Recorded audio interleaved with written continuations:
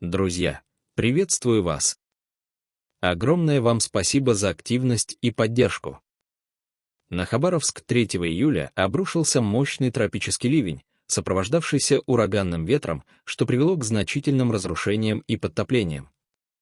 Порывы ветра достигали 20 метров в секунду, валили деревья, срывали рекламные щиты и повредили фасады зданий, летние кафе и клумбы. Улицы, тротуары и парковки были затоплены, ливневая канализация не справлялась с потоком воды, из-за чего некоторые районы города превратились в реки.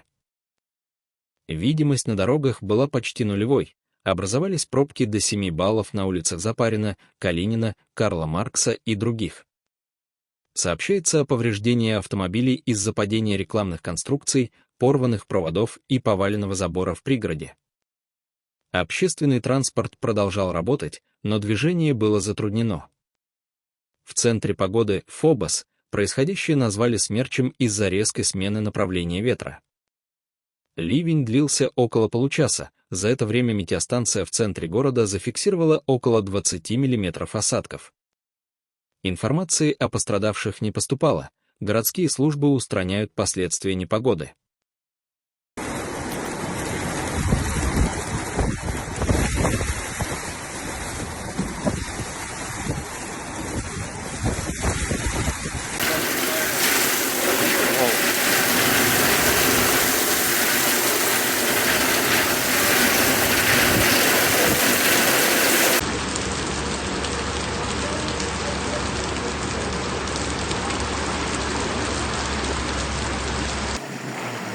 Чистка Ледневки, улица Даниловского, 3 июля.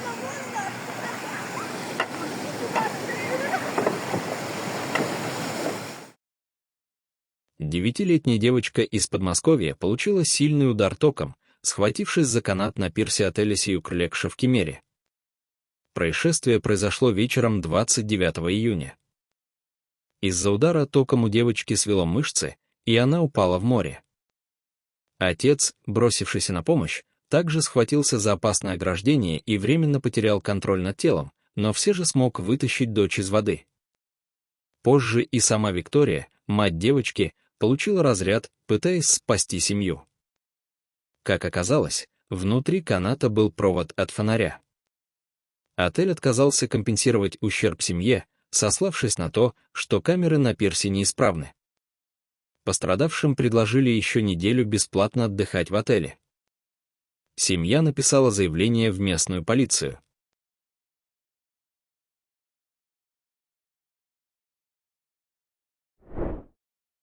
«28-летний нападающий сборной Португалии и Ливерпуля Диогу Жота и его 26-летний брат Андре Силва погибли в ДТП в провинции Самора на северо-западе Испании.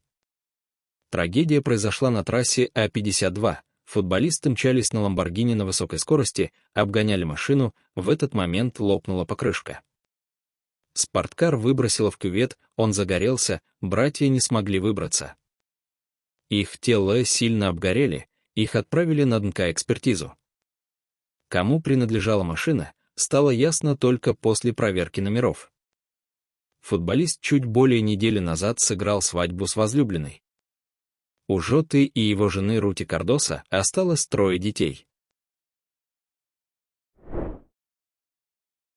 Провинция Хэнань в Китае столкнулась с катастрофическими последствиями мощных проливных дождей, вызвавших внезапные наводнения и оползни.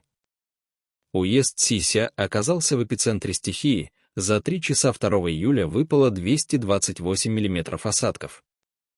По данным местных властей, в результате наводнений и оползней в уезде погибло как минимум 8 рабочих, которых смыло бурными потоками воды. Еще 2 человека стали жертвами стихии в других частях провинции, а 6 числятся пропавшими без вести. Точное число пострадавших и эвакуированных пока уточняется, но масштабы бедствия указывают на серьезный ущерб для региона. Дожди превратили улицы в реки, затопили дороги, дома и инфраструктуру. Оползни, спровоцированные обильными осадками, разрушили здания и перекрыли транспортные пути, затрудняя спасательные операции.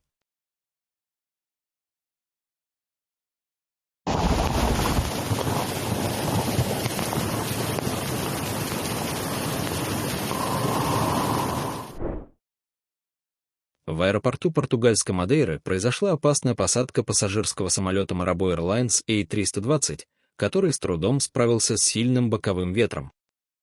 Самолет следовал из Нюрнберга. При попытке приземлиться на Мадейре порывы ветра, достигавшие 49 км в час, раскачивали лайнер из стороны в сторону, из-за чего он несколько раз подпрыгнул на взлетно-посадочной полосе. Несмотря на сложные условия, пилотам удалось успешно посадить самолет. Пассажиры описали посадку как ужасающую и одну из самых страшных в их жизни. В этот же день из-за ветра в аэропорту было отменено 49 рейсов, несколько самолетов были направлены в другие аэропорты. Надо отметить, что аэропорт Мадейры признан одним из самых опасных из-за короткой взлетно-посадочной полосы и частых порывов ветра.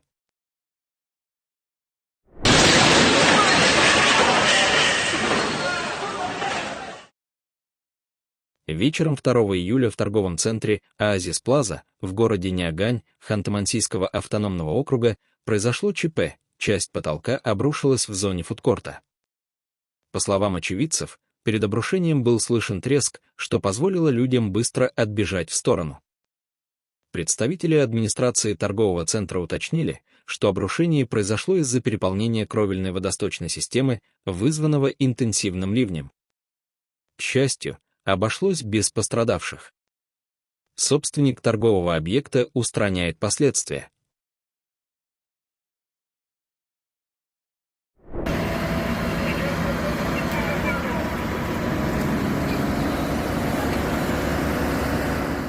Вечером 3 июля в Зомбках, пригороде Варшавы, вспыхнул крупный пожар, который охватил 3 многоквартирных здания. Пожар начался около 21 часа по местному времени в одном из жилых зданий на улице Повстанцов. Вскоре огонь быстро распространился на соседние дома, создав угрозу для всего жилого массива. По данным СМИ, к 23 часа 15 минут на месте работали 60 пожарных, а к полуночи число расчетов увеличилось до 48 с участием более 150 пожарных. К часу ночи и 7 минутам 4 июля пожар был локализован после почти 3 часов интенсивных усилий, но работы по тушению продолжались. Эвакуация затронула сотни человек из примерно 200 квартир в 3 зданиях. Жителей разместили во временных убежищах, организованных местными властями. Информация о жертвах и причинах пожара пока отсутствует, а ситуация остается напряженной.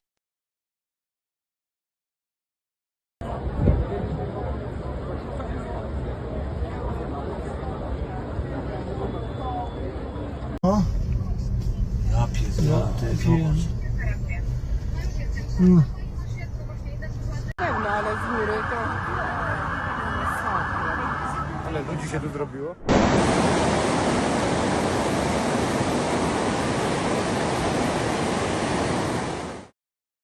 Единственная дорога, соединяющая высокогорный регион Тушети с остальной частью Грузии, оказалась заблокированной из-за мощного наводнения и оползней. Участок трассы Пшавели-Абана-Амала с 10 по 72 километр стал непроходимым после того, как река вышла из берегов, вызвав разрушительные оползневые процессы. Спецтехника уже направлена на место, но работы по расчистке осложняются продолжающимися неблагоприятными погодными условиями. Деревня Тосима, расположенная на островах Токаара в префектуре Кагосима, начало эвакуации жителей с острова Акусеки из-за продолжающейся серии землетрясений. С 21 июня 2025 года острова Токаара, включая Акусеки, пережили более 1031 землетрясения интенсивностью от 1 и выше по японской шкале. Самое сильное из них, магнитудой 5,5, произошло 3 июля в 16 часов 13 минут по местному времени и достигло интенсивности нижнего 6 уровня на острове Акусеки. Это первое землетрясение такой силы в Тосиме с начала ведения записей в 1919 году. Эпицентр находился на глубине около 20 километров у побережья островов Токаара. Жители Акусеки, где проживает около 89 человек, сообщают о постоянных толчках, вызывающих бессонницу и эмоциональное напряжение. Первая группа жителей покинула порт Нази на острове Амами-Осима в 2 часа по местному времени. Паром должен сделать остановки на всех 7 обитаемых островах Тосимы по пути в порт Кагасимы, куда он прибудет вечером 4 июля. Эвакуированные будут размещены в временных убежищах, организованных властями деревни. Ожидается, что эвакуация продлится около недели и будет расширена на другие острова Токаара.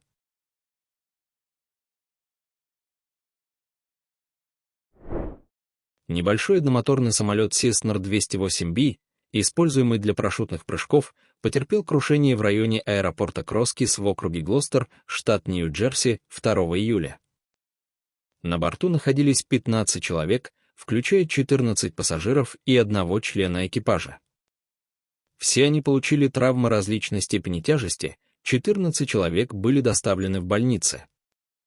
Причины аварии пока остаются неизвестными, расследование ведет Национальный совет по безопасности на транспорте и Федеральное управление гражданской авиации. Известно, что пилот сообщил о проблемах с двигателем вскоре после взлета.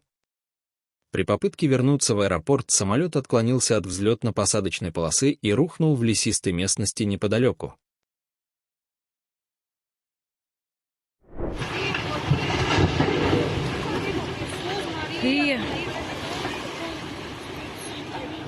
Провинция Самора-Чинчипи в Эквадоре столкнулась с разрушительными последствиями сильных дождей, которые начались 1 июля и, продолжаясь ночью на 2 июля, привели к переполнению реки Самора, что вызвало обрушение 2 мостов, пешеходного и автомобильного, в секторе Лоуэка в приходе Пангинса.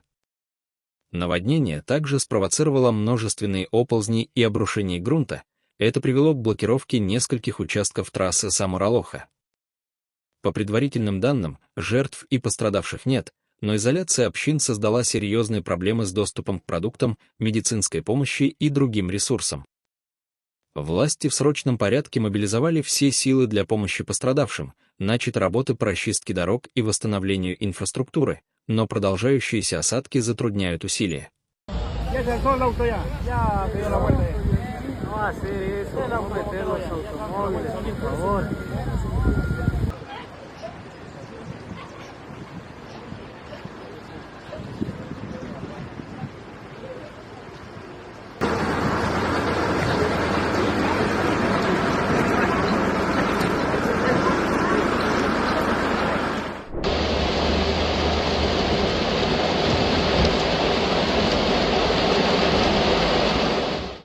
Город Чэнду, столица провинции Сычуань на юго-западе Китая, оказался в эпицентре сильного наводнения, вызванного проливными дождями, обрушившимися на регион 2 и 3 июля. В центре города Чэнду выпало 102,2 мм осадков за 1 час и 315,7 мм за 4 часа.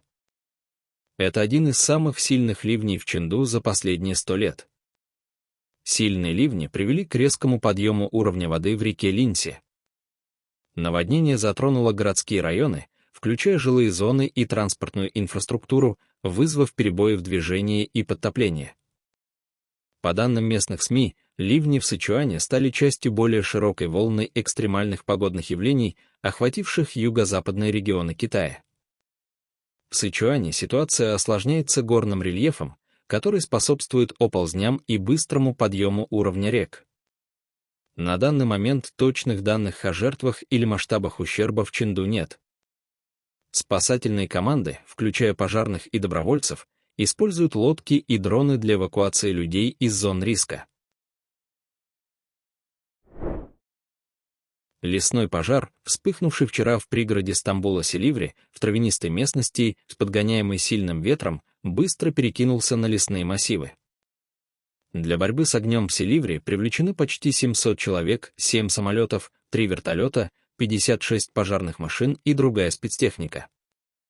Огонь уничтожил уже более 100 гектаров леса, были эвакуированы жители 50 домов. Несмотря на масштабные усилия, ситуация остается напряженной, огонь продолжает угрожать окрестностям. Однако, в некоторых районах, где официальные службы еще не начали полномасштабное вмешательство, местные жители вынуждены самостоятельно прокладывать противопожарные полосы и бороться с огнем подручными средствами. Курортный район Чишме на Эгейском побережье Турции охвачен мощным лесным пожаром, который бушует со 2 июля. Сильный ветер, достигающий скорости 85-120 км в час, способствовал быстрому распространению огня на лесные массивы и подошел вплотную к автомагистрали Измир-Чишме, которая была перекрыта в обоих направлениях. К ночи на 3 июля пламя охватило значительные территории, подступив к жилым домам и туристической инфраструктуре. Дым от пожара был виден и на пляжах Чишме, что вызвало панику среди местных жителей и туристов. Огонь, подгоняемый сильным ветром, распространился на жилые районы, заставив эвакуироваться жителей 3 деревень — Илдыр, Гермиян и Нахуталан. По данным СМИ, для тушения пожара в Чишме задействованы 5 самолетов, 18 вертолетов и 36 пожарных машин. Однако, в некоторых районах, где официальные службы еще не начали полномасштабное вмешательство, местные жители вынуждены самостоятельно прокладывать противопожарные полосы и бороться с огнем подручными средствами. Министр сельского и лесного хозяйства Турции Ибрагим Юмаклы сообщил, что 6 из 9 крупных пожаров в стране, включая очаги в Сеферихисаре и Мендерисе, к 3 июля были взяты под контроль. Однако пожар в Чишме остается одной из самых сложных зон.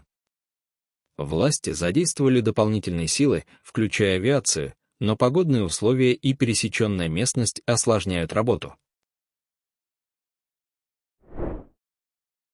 В среду в элитном курортном комплексе Капкана, расположенном в провинции Ла-Альтаграсия на востоке Доминиканской республики, около полудня вспыхнул пожар, который уничтожил не менее 17 роскошных вилл. Пламя, подгоняемое ветром, быстро охватило строение, уничтожив значительную часть имущества. На место происшествия были оперативно направлены пожарные бригады, полиция и спасательные службы. Пожар затронул исключительно виллы, не задев основные гостиничные комплексы. Местные власти и руководство курорта Капкана незамедлительно провели эвакуацию жителей и гостей. Серьезных травм и жертв удалось избежать, тем не менее, материальный ущерб значительный, точные его цифры пока уточняются.